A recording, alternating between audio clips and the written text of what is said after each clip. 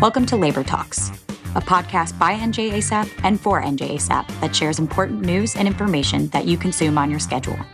Labor Talks will tackle vital topics like safety, contract administration, the labor management relationship, and how to navigate life as a NetJets pilot. And we will bring this information to you with the help of experienced union leaders, industry consultants, and subject matter experts. Whether you listen in your car, on the treadmill, or while working on tasks around your home, Labor Talks is a worthy investment of your time and attention.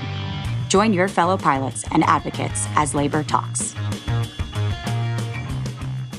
Welcome, everyone, to Labor Talks, a podcast designed to provide NJASAP members with critical insight into union news and updates.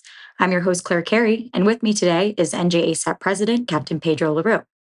Join us as we discuss our goals for the new podcast and episode topics we plan to cover. Welcome, Pedro. How are you doing? I'm doing really well, Claire. Thank you for having me. All right, let's dive in. So, Pedro, why podcasts? Why did you feel it important to introduce this into our communications? Well, look, we've reached out to a lot of the other pilot unions, and they have gotten really great feedback from the new generation in regards to podcast. They've been a really big hit throughout the various ALPA carriers, and we believe that our pilots will also really enjoy having a new venue to hear communications from leadership and the volunteer network. So we're about 2-3 months into this new term, which started July 1st. What are your initial thoughts? Well, I think that you're doing a great job. This is definitely not what I anticipated in a new term. Generally, you get a contract behind you and the labor management relationship generally improves and moves forward. So both parties can really focus on safety and service to really be the best provider. So we're about 2 or 3 months into this new term. What are your initial thoughts? Yeah, look, my initial thoughts are that I'm a little surprised that the company is taking the position that they have taken. We generally, once a contract is done, both parties move forward and the healing begins, really to the benefit of the customers, the employees, and the shareholders. It's really, I thought at this point we would have been focusing on mending the relationship and focusing on safety and service to the benefit of our owners and our employees. And our management has really gone on the attack on the union.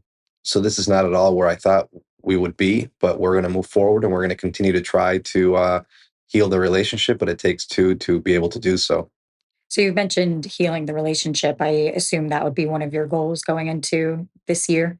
Yeah, absolutely. I mean, we've continued to reach out to members of the executive leadership team, specifically Adam Johnson, the CEO, and we've had a few conversations, and they're cordial conversations. However, there's really no traction in regards to actually being able to move forward. In fact, they've accelerated the attacks on the union via various litigation, as well as terminations of an executive board member and a member of the strategy group that were instrumental in getting us the $1.6 billion contract.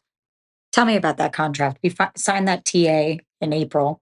What can you tell us about the successes of the contract? What you wish could have gone better? What you hope for in the future? Well, look, the company could have afforded to pay us, not only pay us, but legacy carrier wages, but also made significant improvements to quality of life items that the membership was pushing for. However, they chose not to do so, and it was a hard-fought battle by the membership and by your volunteers in order to get what we did, which was $1.6 billion, which is unprecedented for midterm bargaining. And that was really, I credit that success to the membership and the volunteers. And we were successful in extracting a lot of money from the company, which is one of the reasons, or the reason I believe that they are taking or doing the attacks on the union that they are. They want to ensure that we don't take the actions, illegal and lawful actions that we took in order to get that contract. They want to make sure that the union doesn't do those things again in the future. So the contract's amendable date of 2030. That's 6 years out. What would you say are some of your short-term goals? Well, look, the first thing that we need to do is we need to, and we're working through identifying members for the negotiating committee. We've had a couple of retirements from the current negotiating committee, as well as some future retirements from the people that are currently on it. And we're really going to seek out new volunteers and the new generation to step up. And we want to make sure that we bring them in, educate them on the contract, on the process, and get them the appropriate training to make sure that we have a good team, that we're successful in future negotiations.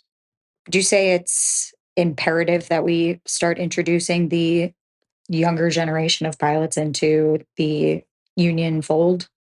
Yeah, absolutely, absolutely.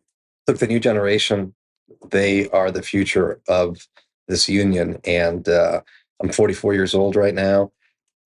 We have a lot of a big gap in age demographics throughout the seniority list, and we really do need I mean, my future is in the hands of the young pilots, the next generation that's on property, and we want to make sure that we bring them in, train them, and make sure that they're successful, because their success will be my generation's success. Thank you for joining us today on another episode of Labor Talks. If you haven't already done so, please follow NJASAP on Facebook, Instagram, and Twitter at NJASAP. Show your support for the union with comments, likes, and shares. If you enjoyed this episode, encourage your fellow NJASAP members to tune in, and please share recommendations for future podcast episodes with us at podcast@njasap.com. Stay tuned for our next episode, and until then, this is Labor Talks, presented by NJASAP.